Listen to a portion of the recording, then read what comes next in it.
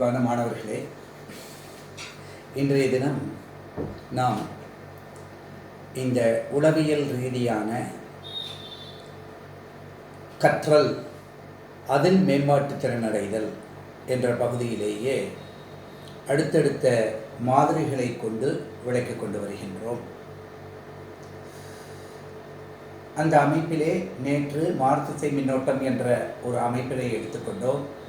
அதில் எவ்வாறு conceptual learning, கருத்துருவாக்கத்தில் கவனம் கொண்டு எவ்வாறு படித்து வர வேண்டும் என்பதனை பற்றியெல்லாம் நாம் அமைத்து கொண்டிருந்தோம். இப்பொழுது அதே அமைப்பில் சில வகுப்புகளுக்கு முன்னர் நாம் பார்த்த கணிதவியல் கூறுகள் எவ்வாறு இயற்பியலின் பல்வேறு பிரிவுகளை ஒன்றிணைத்து நமது கற்றல் திறனில் மேம்பாட்டினை உருவாக்குகின்றது. சாதாரணமாக இன்றைய தினம் நாம் எடுத்துக்கொண்டிருக்கின்ற ஒரு பகுதி ஒரு மின்தேக்கி மற்றும் மின்னிலைமம் என்ற இரண்டும் ஒரு சுற்றாக, தொட்டி சுற்றாக இணைந்து அது எவ்வாறு அலைகளை உருவாக்குகின்றது. The oscillations of an LC circuit, ஒரு எளிமையான சர்க்கியூட் ஒன்றை எடுத்திருக்கோம். அப்போ இந்த அலைவுகள் அப்படிங்கிறத நம்ம இயந்திரவியல் மெக்கானிக்ஸ் பகுதியில் சிம்பிள் ஹார்மோனிக் மோஷன், சீரிசை இயக்கம் என்று படிச்சிருக்கோம். அங்கே ஒரு சுருள் எடுத்துக்கொண்டு அதில் ஒரு லோடு கொடுத்து அதில் வரும் பொழுது அதனுடைய சமன்பாடுகளை எல்லாம் பார்த்தோம். அந்த சமன்பாடுகள் போன்று இப்போ ஒரு மின்தேக்கி, ஒரு மின் நிலைமம், இவை இரண்டத்தையும் எடுத்துக்கொள்ளும் பொழுது இவற்றிலும் ஆற்றல் பங்கீடு எவ்வாறு இருக்கின்றது. நீங்கள் ஒரு தனி ஊசல் என்ற சிம்பிள் பெண்டுலம் கான்செப்ட்லேயே படிச்சிருக்கீங்க. அதை தொங்கு தானத்திலிருந்து அது தொங்க விடப்படும் பொழுது ஒரு முற்றுப்புள்ளிக்கு எடுத்து சென்று அலைவுற செய்தால் நமக்கு அது நிலையாற்றல் பெருமமும் இயக்காற்றல் பெருமமாக பெற்று அவைகளுக்குள்ளே அவை சென்று கொண்டு இருக்கின்றன. நடுநிலை புள்ளியிலே இருக்கும் பொழுது அதுக்கு இயக்காற்றல் அதிகமாக இருக்கின்றது. எனவே அது மீண்டும் எதிர் திசையிலே செல்கின்றது, மீண்டும் அங்கிருந்து வருகின்றது. இவ்வாறு ஒரு அலையானது முடிவடைகின்றது.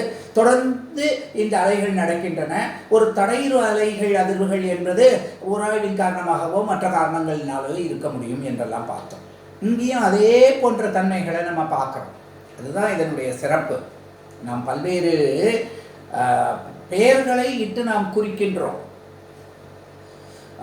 எங்கள் ஆசிரியர் விளக்கமாக அடிக்கடி சொல்லுவார், எளிமையாக புரியறதுக்காக, இட்லி மாவு, தோசை மாவு, ஊத்தப்பம் எல்லாத்துக்கும் மாவு என்னவோ ஒன்று தான், அது செய்யக்கூடிய முறை வித்தியாசப்படும் பொழுது அது அதனுடைய தன்மை வேஸ்டாக இருக்குது. உடனே ஒரு பையன் கூட எழுந்து கேட்டான், சார் இட்லியில் சாப்பிட்டோம் அப்படின்னு சொன்னால் ஜுரமாக இருந்தால் கூட சாப்பிட்லான்னு சொல்கிறாங்க, நமக்கு காய்ச்சல் இல்லை அப்படின்னா அந்த காய்ச்சல் இருக்கிற சமயத்தில் தோசைக்கூடாதுன்னு சொல்கிறாங்களே அப்படின்னு சொன்னாங்க. அந்த தோசை என்று சொல்லக்கூடியது அதே மாவாகவே இருந்தாலும் அது சுட்டு எடுக்கும் பொழுது அது இர்ரெகுலர் ஹீட்டிங் அடைகின்றது. எல்லா பகுதியும் முழுமையாக அதாவது அதில் அதாவது என்ன சொல்லலாம், அந்த ஹீட், அது குக்காக இருக்கக்கூடிய சமைக்கப்பட்ட விதமானது அந்த வெந்திருக்கிறது என்று சொல்கிறோமே, இந்த வேக வைப்பதில் மாறுபாடு ஏற்படுகின்றது. இட்லியில் நீராவியானது எல்லா பகுதியிலையும் சென்று எல்லா மாவு துகள்களையுமே வேக வைக்கின்றது. அதனால் அதனை ஜீரணிப்பது எளிதாக இருக்கிறதுனால, காய்ச்சல் சமயத்தில் நமக்கு ஜீரணிக்க தன்மை குறைச்சலாக இருக்கிறதுனால அது என்று பார்க்கின்றோம். இது சாப்பாட்டுக்காக சொல்லக்கூடிய விஷயம் அப்படின்ட்டு இல்லை. அதாவது இங்கே என்ன சொல்கிறோம், எந்த ஒரு பகுதியிலே இதை சொல்கிறோம். அடுத்த வகுப்பில் எதையும் காண்பிப்போம். ஓம் விதி என்பதோ, பாயில் விதி என்பதோ, அல்லது ஆற்றலுக்கு உண்டான வாய்ப்பாடோ எல்லாம் ஒன்றை தான் சொல்கிறது. அந்த தன்மைகளை தான் நம்ம புரிஞ்சுக்கணும் இங்கே. சரி, இந்த தினம் முதல்ல இந்த சுற்றை பார்ப்போம். இங்கே பாருங்க, ஒரு capacitor C ஃபாரடுகளும் L Henry inductor, pure inductance, இந்த ரெண்டையும் சேர்த்து ஒரு சுற்றாக இணைச்சிருக்கோம். இதுல நம்ம என்ன செய்யறோம் அப்படின்னா, தொடக்கத்தில் இந்த இடத்துல கொடுத்துருக்கிறது போல இதுக்கு சார்ஜிங் பண்றோம். அப்ப இந்த கெப்பாசிட்டர் இந்த மதிப்புல சார்ஜ் ஆயிருக்கு. இப்போ இந்த சுற்று மூடப்பட்டிருக்கு. அதனால இதிலேருந்து சார்ஜஸ் இங்க டிஸ்சார்ஜ் ஆகி, அதாவது மின்னூட்டங்கள் இங்கே மின்னிறக்கம் பெற்று இந்த மின் நிலைமத்தின் வழியாக செல்லுகின்றன. அதனால் அங்க காந்தப்பாயம் உண்டாகின்றது. சரி, அதனால அங்க தூண்டப்பட்டு மீண்டும் இந்த அமைப்புகள் எவ்வாறு இருக்கின்றன அப்படிங்கிறத கணக்கியல் முறையில முதல்ல நம்ம பார்ப்போம். இந்த சி, அதாவது மின்தேக்கியானது t=0 என்ற காலத்துல Q0 அளவு மின்னூட்டங்களை மின்னேற்றம் செய்யிருக்கு. ஆனா எந்த ஒரு கணத்திலையும் நம்ம என்ன சொல்றோம், இந்த மின்னூட்டம் Q என்பதாகவும் அதில் உள்ள மின்னோட்டத்தின் அளவு, இங்க மின்னோட்டம்னு சொல்றோமே, இந்த அளவு I என்பதாகவும் நாம் எடுத்துக்கொள்கின்றோம். எனவே இங்க மின்னோட்டம் மாறும் வீதம் di/dt என்பது பாசிட்டிவா இருக்கிறதுனால இந்த L என்பதற்கு நடுவில் இருக்கக்கூடிய இந்த மின் தன்மை A என்ற புள்ளியானது பிளஸ் ஆகவும் B என்பது மைனஸ் ஆகவும் குறிக்கப்படுகின்றது. புத்தகத்தில் படம் கொடுத்திருப்பாங்க. 2 அல்லது 3 வாய்ப்பாடுகளை மட்டும் கொடுத்துட்டு போயிடுவாங்க. அந்த வாய்ப்பாடுகள் எப்படி வந்ததுங்கிறத நம்ம இங்க தெரிஞ்சாகணும். ஏன்னா இது பல்வேறு பழைய பாடங்கள்லேருந்து தொகுத்து வர்றது. அப்ப அதை பார்க்கிறோம். அதனால VA என்பது VBயை காட்டிலும் அதிகம், அல்லது VB என்பது VAவை காட்டிலும் குறைவு. எப்படியுமே அதிகமான மின்னழுத்தத்திலிருந்து குறைவான மின்னழுத்தத்திற்கு மின்னோட்டம் பாய்கின்றது. அதனால இந்த சுற்றுல இவ்வாறு போடப்பட்டிருக்கின்றது. சரி, அப்ப இது ஒரு மின்னூட்ட சுற்று. மின்னோட்டம் இருக்கு, இந்த மின் எதிர்ப்பு கொண்ட பொருள்கள் இருக்கு அப்படின்னு சொன்னா அதுக்கு கிர்ச்சாஃபினுடைய விதியை நம்ம பயன்படுத்துறோம். நேற்றைய தினமும் நான் சொன்னேன். அப்ப அங்க பயன்படுத்தும் போது என்ன ஆறுதுன்னு பாருங்க. அதாவது மின் அழுத்த வேறுபாடுகளுடைய தொகுப்பு நிகர மின்னழுத்த வேறுபாடு. இங்க ஏதாவது மின்னழுத்த வேறுபாடு கொடுக்கப்பட்டிருக்கோம், தனியா இல்ல, அதுக்குள்ள உண்டாருது. ஆனா அதனால என்ன சொல்றோம், Q/C. எப்படி சார் வந்து Q/Cங்கிறது மின்னழுத்த வேறுபாடு? நமக்கு மின்தேக்கியினுடைய மின்தேக்கு என்ன, C=Q/V. அப்ப V இங்க கொண்டு வந்தா V=Q/C. அந்த மதிப்பு மின்னழுத்த வேறுபாடு. இங்க ஃபாரடேனுடைய இதுபடி என்ன கிடைக்கும், இதுக்கு பிளஸ் போட்டோம்னா இது இதனுடைய மதிப்பே மைனஸ் இருக்கு, மைனஸ் LdI/dt என்று கொடுக்கின்றது. சரி சார், அப்ப ஐயோட மதிப்பு என்னன்னு இருக்கு, நமக்கு மைனஸ் dQ/dt. இது தெரிஞ்சதுதான் மின்னோட்ட வீதம். சரி, இங்க எதனால இங்க மைனஸ் வர்றது அப்படின்னு நம்ம பார்த்தோம் அப்படின்னு கேட்டா, இந்த I=மைனஸ்ங்கிறது எதனால வந்தது அப்படின்னு கேட்டா, தாராளமா பாருங்க, இங்கேருந்து மின்னூட்டம் குறைஞ்சிட்டே போய் தான் இதுல மின்னோட்டம் வந்தாகும். மின்னூட்டம் குறைய குறைய மின்னூட்டம் அதிகரிக்கின்றது. As Q decreases, I increases அப்படின்னு சொல்றோம். அப்ப இத ஒரு எப்படி ஒரு சமன்பாடா நம்ம எழுத முடியும்? சர்வசாதாரணமா பாருங்க, இந்த சமன்பாடு, அதுதான் இந்த சமன்பாடு நேரடியாக கொடுத்தா எப்படி வர்றதுங்கிறத தெரிவிக்கிறதுக்கு தான் நான் இதை சொல்றேங்க. அப்ப இந்த இடத்துக்கு பாருங்க, இந்த இந்த I அப்படிங்கிறதுக்கு மைனஸ் dQ/dtங்கிறத கொண்டு வந்தா இந்த மைனஸ் ஆஃப் மைனஸ் சேர்ந்து பிளஸ் ஆகும். அப்ப d/dt ஆஃப் dQ/dtங்கிறதா d²Q/dt² எழுதியிருக்கோம். இங்க ஒரு L இருக்கு, அதை எலிமினேட் பண்ணணும்னா இதை எல்லால வகுத்தா இதையும் எல்லால வகுக்கணும். அதனால 1/LC Q என்று இருக்கு இந்த வார்த்தை. இதனுடைய மொத்த மதிப்பு என்ன, 0. இந்த பகுதி புரிஞ்சிருக்கு. இது எங்கேதோ வந்த வானத்திலிருந்து குதித்த வாய்ப்பாடு இல்ல, இந்த வாய்ப்பாடை தான் ஐனுடைய மதிப்பு மைனஸ் dQ/dtங்கிறத பிரதிவிட்டு அந்த மைனஸ் இதை பிளஸ் ஆக்குறது. இந்த L-னால 2 பகுதியும் வகுக்கும் பொழுது இங்க 1/LC into Qன்னு மாறுறது. இதுக்கு அந்த L போயிடுறது. அப்ப நமக்கு d²Q/dt² plus 1/LC into Q அப்படின்னு கிடைக்கிறது. நல்ல கவனிங்க.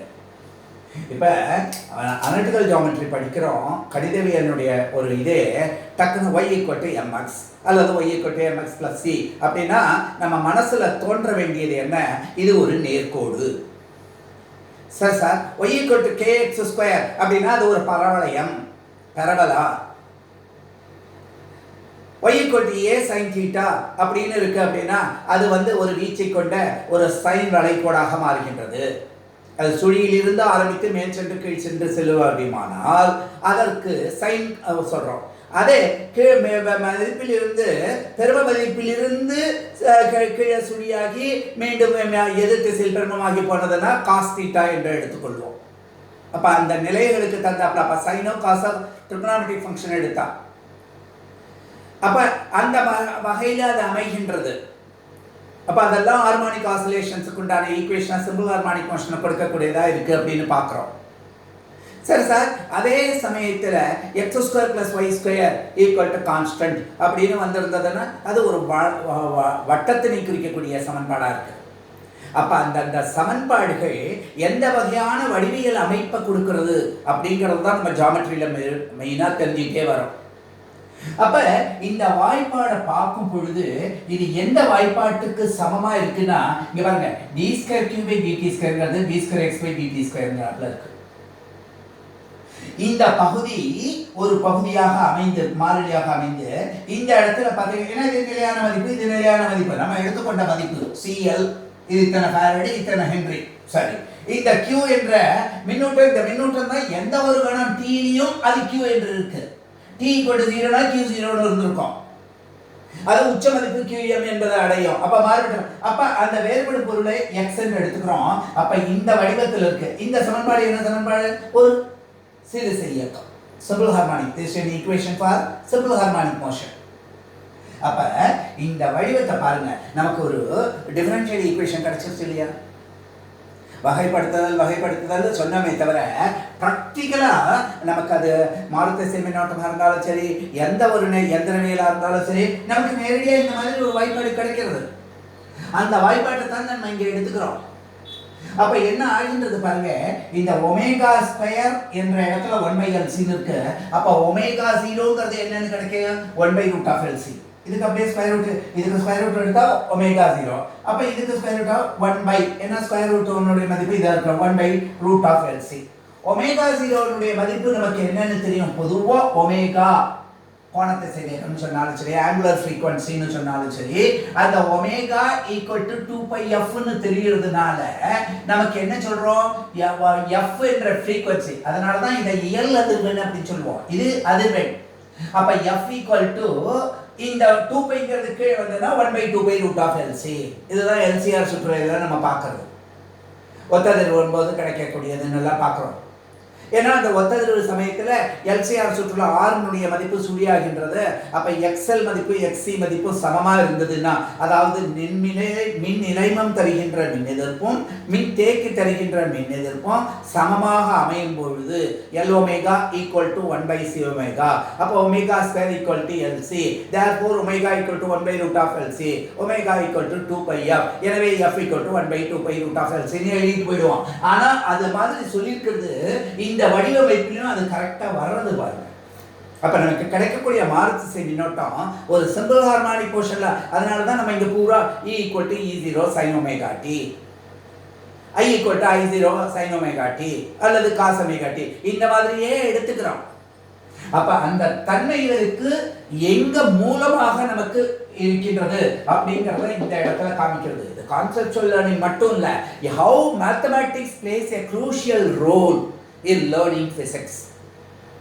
என்னுடைய மாணவர்கள் நிறைய பேர் ரொம்ப அதிகமான மதிப்பெண் பெற்று பல இன்ஜினியரிங் காலேஜ் இந்த மாதிரி இருக்கிறதுல டெக்னிக்கல் காலேஜஸ்ல IITல எல்லாம் நிறைய படிச்சுட்டு இருக்காங்க.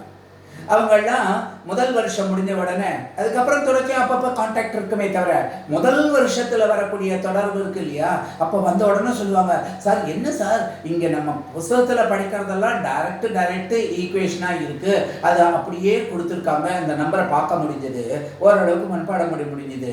ஆனா அங்க போனா எல்லாமே டிஃபரன்ஷியல் ஈக்குவேஷன், இன்டகிரேஷன், அதுவும் இப்ப எல்லாம் வர வர கம்ப்யூட்டர் ப்ரோக்ராமிங்ல வேற இதை தெரிய வேண்டியிருக்கு. எதை கேட்டாலும் இது பிசிக்ஸா கணக்கானே தெரியல சார், கணக்கு பாட மாட்டா இருக்குன்றாங்க. அது எனக்கு ஆச்சரியத்தை கொடுக்கல. என்ன ஒரு காரணம்னா, நம்ம எதற்கு நேரம் எடுத்துக்கொண்டு எந்த பகுதியை எப்படி அணுகணுமோ அப்படிதான் அணுகணும். நம்ம செய்யக்கூடிய ஒவ்வொரு செயல்பாட்டிலையும் இந்த தன்மை நமக்கு புரியணும். புரிஞ்சு படிக்கிறதுங்கிறது இதுதான். இப்ப நான் இந்த இடத்துக்கு வேணும்னு தான் இந்த இடத்துக்கு இந்த ஈக்குவேஷன்ல அப்படி வச்சிருந்தேன். இதை இமீடியட்டா எழுதினது என்ன காரணம்னா, இது எப்படி வர்றது? ஒரு நிமிஷம் உட்காந்து ஒரு பேப்பர் எடுத்து அல்லது ஒரு ஸ்லேட்டை வச்சுக்கிட்டு நம்ம அந்த பழக்கத்தை எல்லாம் வச்சுக்கணும். கையில ஸ்லேட் வச்சு எழுதினா தப்பு, அதெல்லாம் LKG UKG குழந்தைகள் தான் செய்யுது, அப்படி கிடையாது. மேல் கிளாஸுக்கு போக போக போக போக நமக்கு இந்த ரெஃபருக்கு ஜாட்டிங் இருக்குது பார்த்தீங்களா, சின்ன சின்ன குறிப்புகளை போட்டு போட்டு அப்போ என்ன ஆகும், இந்த ஆக்கக்கூறுகள் ஒவ்வொன்றும் இது எப்படி தான் வந்தது, ஆமாம் இது இப்படி தெரியலன்னு நம்ம போட்டு பார்த்தோமே, அந்த சிந்தனை நம்மளுடைய மெமரியும் இன்க்ரீஸ் பண்ணும், ஞாபகத்தன்மையை இன்க்ரீஸ் பண்ணும். அதுக்காகத்தான் நம்ம இதை சொல்கிறோம். உளவியல் ரீதியாகன்னு ஒரு வார்த்தைனா சும்மா கோசம் சொல்கிற வார்த்தை இல்லை, அது அதை நம்ம அனுபவிக்கணும். நான் தான் சொல்கிறேனே, ஃபிசிக்ஸ் படிக்கிறது அப்படிங்கிறது ஒரு லட்டு சாப்பிட்றது மாதிரி. திருப்பதி லட்டு ஒரு டேஸ்ட்டாக இருக்கும், பூரி லட்டுங்கிறது ஒரு டேஸ்ட்டாக இருக்கும். அப்போ ஒவ்வொரு விதமான லட்டு இருக்குது அப்படின்னா அதை எப்படி தனித்தனியாக பகுத்து அதில் இருக்கக்கூடியதெல்லாம் தனித்தனியாக எடுத்து சாப்பிட்றோமோ அல்லது தொகுத்து வச்சு சாப்பிடும்போது அது எப்படி இருக்கும் முழுசாக, அந்த தன்மைகள் எல்லாம் இங்கே அப்படியே அது சாப்பாட்டுக்கு இருக்கிறத இங்கே படிக்கிறதில்ல, அனுபவிக்கணும். அதுதான் ரசிக்கிறதுன்னு பேர். See, first you should approve. அப்பதான் appreciation will come. எப்போ உனக்கு இந்த அப்ரூவலும் அப்ரிசியேஷனும் வந்ததோ அப்போ ஆட்டிடியூட் டெவலப் ஆகும். அதனால் you will go to higher altitude. எல்லாம் ஏதோ 5 சொல்கிறது பொதுவாக. Approval, appreciation. அப்போ அப்ரிசியேஷன் வந்ததுனால உனக்கு என்ன கிடைச்சது அப்படின்னு சொன்னால் அக்ரெடிட்டேஷன். அர்த்தம் புரியுறதா? அடுத்தடுத்த ஸ்டேஜ் நம்ம அந்த அக்ரெடிட்டேஷன் வந்ததுன்னா உன் ஆட்டிடியூடு டெவலப் ஆகிருக்கு. ஆட்டிடியூடினல் ஸ்டடீஸுங்கிறது வரும்பொழுது உன் ஆட்டிடியூடு மன வலிமை அது எந்த லெவலுக்கு போகிறதோ it takes you to higher altitudes. அதுதான் உன்னை உச்சத்துக்கு கொண்டு போக முடியும் எந்த ஒரு மதிப்புலையும். அப்போ இந்த வாய்ப்பாட்டை பார்த்தோம், இதை கம்பேர் பண்ணால் இதுவும் ஒரு சிம்பிள் ஹார்மானிக் மோஷன் தான். ஆனால் இங்கே அந்த நிறையானது அப்படியே தொடர்ச்சியாக என்ன செஞ்சிட்டு இருந்தது, ஆடிட்டு இருந்தது. ஆனால் இங்கே எது சார்ஜ். அதனால தான் therefore the charge oscillates with a natural frequency ω0 equal to 1/√LC. சரி சார், அது எப்படி மாறுபடுகின்றது? ஒரு சைனசாய்டலா, ஒரு சைன் கர்வா இருக்கு, நேர்கோடா இல்லை, பரவளையமா இல்லை, சர்க்கிளா இல்லை, இது சைனசாய்டலா இருக்கு. அப்போ மீண்டும் ஒரு உச்சத்தை அடைந்து நடுப்பகுதியை கடந்து எதிர்ப்பகுதி சென்று மீண்டும் மையப்புள்ளிக்கு வருகின்றது, ஒரு சுற்றினை செய்கின்றது. இது வட்டம் இல்லை, நல்ல ஞாபகம் வச்சுக்கணும். இது பீரியாடிக்கல் மோஷன், இது ரொட்டேஷனல் மோஷன் இல்லை, பீரியாடிக்கல் மோஷன். ஆசிலேட்டரி, ஒரு டு அண்ட் ஃப்ரோ தன்மை இருக்கு, முன்னும் பின்புமான அலைவுகள், அதிர்வுகள். அப்ப இந்த எப்படி இருக்கு அப்படிங்கிற, அப்ப இந்த சார்ஜ் ஆசிலேட் ஆகுதுன்னா அதுக்கு இங்க நல்ல கவனிச்சு பாருங்க. இந்த சார்ஜ் என்ன ஆகுது அப்படின்னா ஒரு மேக்ஸிமம் லெவல்ல இருந்தது, அப்ப மேக்ஸிமத்திலேருந்து மினிமத்துக்கு போறதுன்னா அது சைன் தீட்டா எடுக்க முடியாதுன்னா சைன் 0 0, காஸ் 0 என்ன 1, அதனால இதை காஸ் ஃபேக்டரா எடுத்துக்கும். அப்போ ஹார்மானிக் ஃபங்க்ஷனாக அதை மாற்றணும் அப்படின்னு பார்க்கும் பொழுது அந்த ஹார்மானிக் ஃபங்க்ஷனில் சைனுக்கு பதிலாக இங்கே என்ன எடுத்திருக்கோம், நம்ம காஸ். ஏன் எடுத்தோம் அப்படின்னா தொடக்கத்தில் அதனுடைய மதிப்பு உச்சத்தில் இருந்தது, காஸ் 0ங்கிறது மதிப்பு 1. அப்போ அந்த மதிப்பை வச்சு பார்க்கும் பொழுது Q = QM. இது ஒரு முக்கியமான ஒரு வரையறுக்கக்கூடிய ஒரு சமன்பாடு. நல்ல பாருங்க, ஒரு தனியாக சார்ஜுங்கிறத ஸ்கேலாருங்கிறதா சொல்லிட்டு போயிடுறோம். ஆனால் அதுக்கு எப்பேற்பட்ட ஒரு வாய்ப்பாடு கிடைக்கிறது பாருங்க. இந்த நுணுக்கங்களை, இதை ஆங்கிலத்தில் நியூயான்சஸ் அப்படின்னு சொல்லுவாங்க. இந்த நுணுக்கங்களை நம்ம தெரிஞ்சுட்டா நமக்கு கணக்குகளை பார்த்து ஒரு பயம் வராது. புரியுதா? இந்த ஃபியர் அப்படிங்கிறது தான் நமக்கு எப்பொழுதுமே கிடைக்கக்கூடிய ஒரு பிரச்சனை. ஸ்ரேயோஹி ஞானம் அபியாசாத் ஞானா தியானம் விசிஷ்யதே. கீதையில சொல்லக்கூடிய வாக்கியம் இப்படி இருக்கு. எப்ப உனக்கு ஞானம் வரும்னா அபியாசத்தின் காரணமாக, பயிற்சியின் காரணமாக என்ன, ஒவ்வொரு நுணுக்கங்களும் திருப்பி திருப்பி திருப்பி திருப்பி ஏன் செய்யணும் ஒரு காரியத்தையே. எங்கள் ஆசிரியர் எதிர்த்தான் விளையாட்டாக சொல்லுவார், நம்ம வீட்டில் வடை செஞ்சால் இப்படியே சின்னதாக இருக்குது, உடனே கொஞ்சம் கல் மாதிரி போயிடுறது. ஆனால் அதே சமயத்தில் இதில் கடையில் மட்டும் எப்படி பண்ணுறான், அவனும் அதே உளுந்து தானே போட்டு அரைக்கிறான். அப்படின்னா நம்ம மிக்சிலேயோ கிரைண்டர்லேயோ 5 நிமிஷம் அரைச்சிட்டு மாவு பதம் வந்துருச்சுன்னு எடுத்துடுவோம். ஆனால் அவனை பொறுத்தவரையினும் அதையே அரை மணி நேரத்துலேருந்து 1 மணி நேரம் அரைக்கும். வடமாவு அரைக்கிறதுங்கிறது அது ஒரு ஸ்பெஷல். எவ்வளவுக்கு எவ்வளவு அறைப்படுறதோ அவ்வளவுக்கு அவ்வளோ அது பூரிப்பாக வர்றது. நான் இங்கே சமையல் வகுப்பு நடக்கலை, தப்பாக நினச்சிக்காதீங்க. எதுக்காக சொல்கிறேன்னா, எந்த ஒரு வாழ்க்கையினுடைய கூறாக இருந்தாலும் ஸ்ரேயோகி ஞானம் அபியாசா, பயிற்சியின் காரணமாகத்தான் ஞானம் வரும், விஸ்டம் வரும். அப்ப அதனால என்ன கிடைக்கின்றது? ஞானா தியானம் விசிஷ்யதே. நமக்கு ஒருமுனைப்பட்ட எண்ணங்கள். தியானம் என்பது என்னவோ கடவுள் சம்பந்தப்பட்டதெல்லாம் பேசல. நான் என்ன சொல்றேன்னா, தியானம் என்றால் என்ன? ஒரு நிலைப்பட்ட ஆழ்நிலை மனதிற்கு கொடுக்கப்பட்ட கட்டளைகள், ஒரு பாயிண்ட்ல ஃபோக்கஸ். அப்ப நம்ம இந்த பகுதியை படிக்கிறோம்னா, இந்த பகுதியில இந்த தியானம் நமக்கு வர வேண்டியிருக்கு. இதே தபஸ். அப்ப பாருங்க, எப்ப இந்த Q என்பது QM என்று மேக்ஸிமம் மதிப்பாக இருக்கட்டும், இந்த வீச்சு மதிப்பிற்கு ஆம்பிளிட்யூட் ஒரு ஈக்குவேஷன் எடுத்தா இது y = m cos a theta, இந்த பிளஸ் பை அப்படின்னு ஜெனரல் ஈக்குவேஷன் எழுதும்போது இதை கட்டம்னு சொல்றோம். இது மொத்தமுமே கட்டம். இது தொடக்க கட்டம் அப்படின்னு சொல்லக்கூடியது. இது வீச்சு மதிப்புன்னு சொல்லக்கூடியது. வீச்சு மதிப்புங்கிறது தான் பெரும மதிப்பு.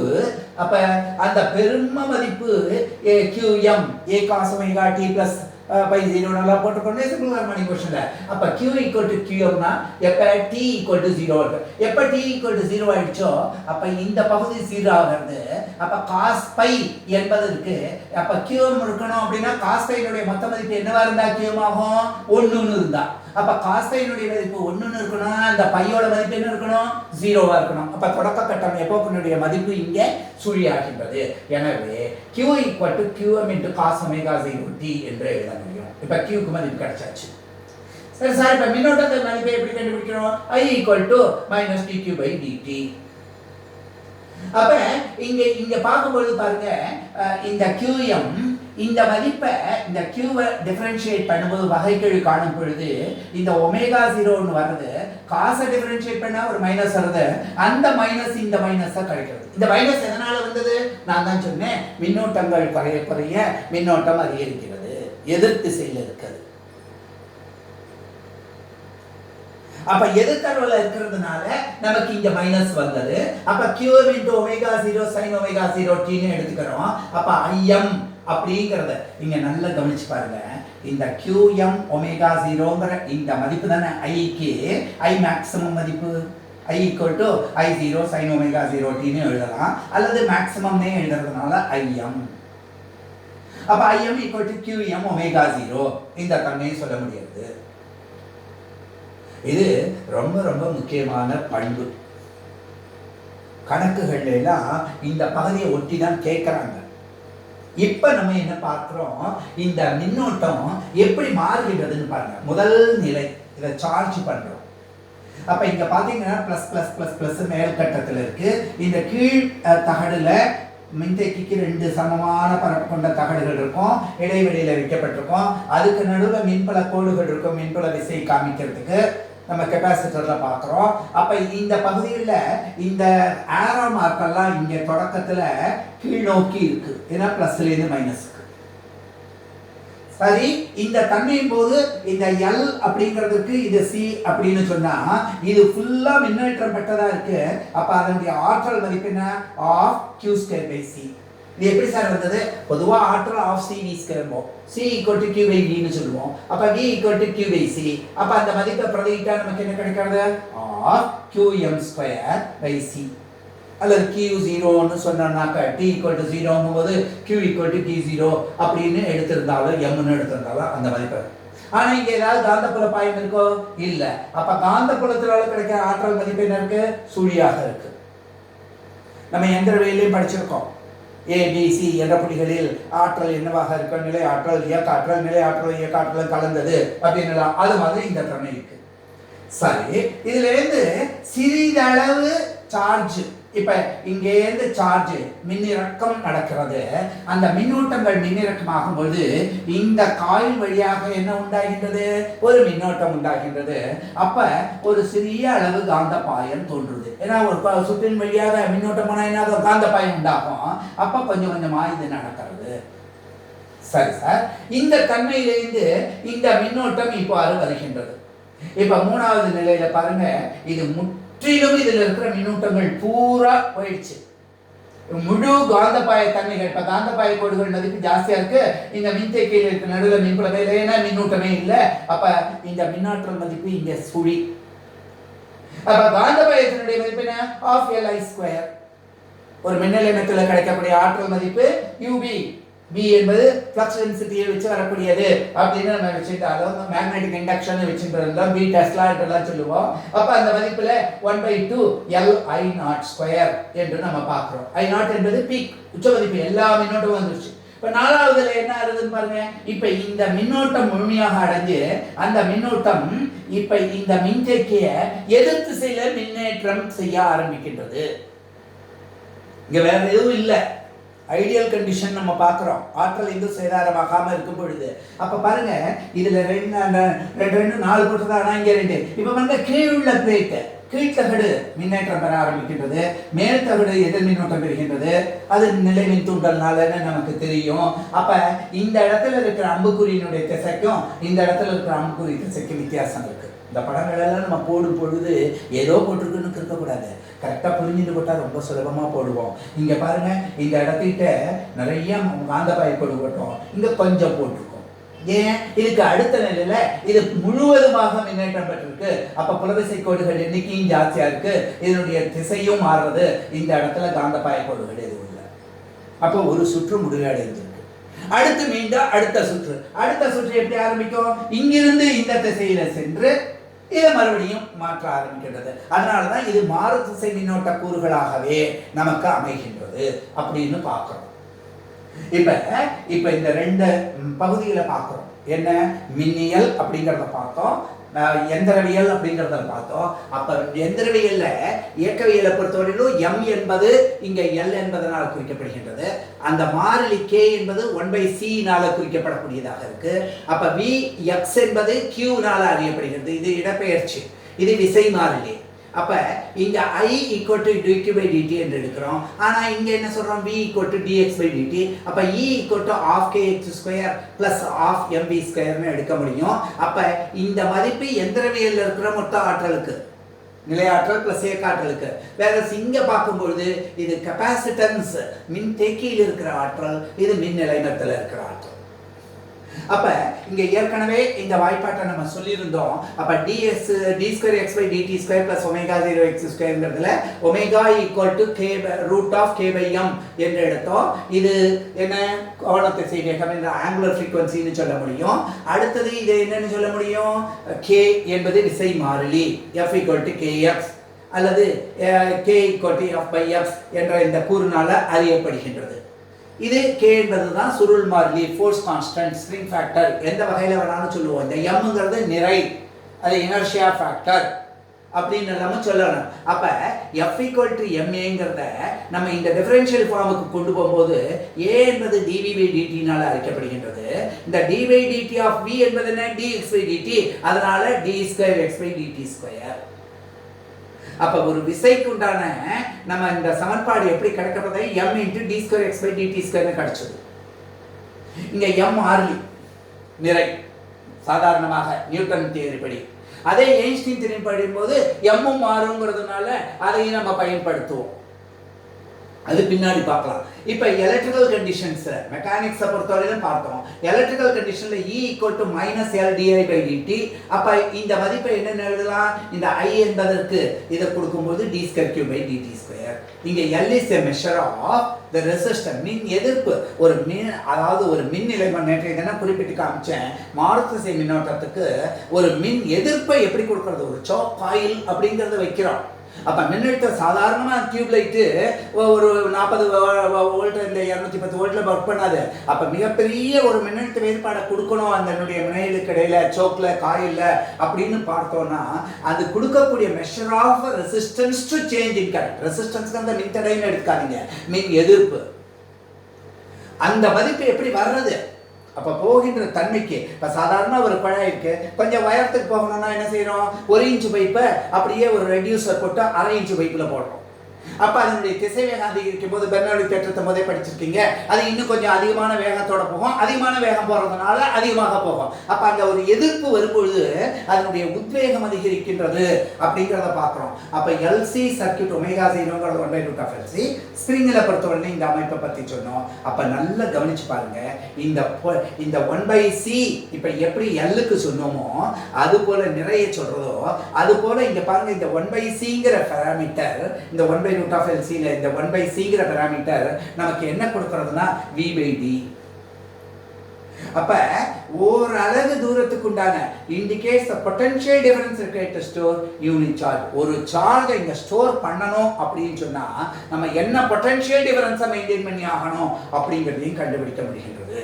ஆக இன்றைய வகுப்புல நாம தெரிஞ்சுக்கிற ஒரு முக்கியமான தன்மை என்ன அப்படின்னு சொன்னா, மிக மிக முக்கியமான தன்மை எப்படி இந்த கணிதவியல் அறிவுங்கிறது இந்த பாடத்தை நன்றாக புரிவதற்கு பயன்படுகின்றது.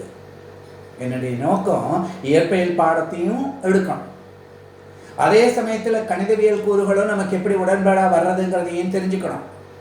அடுத்தது ஒவ்வொரு வாய்ப்பாடுகளும் எப்படி அந்த கருத்தாய் கான்செப்சுவல் லேர்னிங் படி வர்றதுங்கிறத தெரிஞ்சு இதை நம்ம எப்படி வித் கான்ஃபிடன்ஸ் உளவியல் ரீதியாக படிக்கிறதுன்னு பார்க்குறோம். ஆக இந்த ஒரு சிறிய பாடத்திட்டமானது இன்னைக்கு நிறைய எக்ஸ்பிளனேஷன் கொடுக்க வேண்டி இருந்ததுனால முதலையே போர்டில் எழுதிட்டு நான் தொடர்ச்சியாக எக்ஸ்பிளைன் பண்ணேன். அடுத்தடுத்த வகுப்புகளில் மேற்கொண்டு பார்க்கலாம். நன்றி.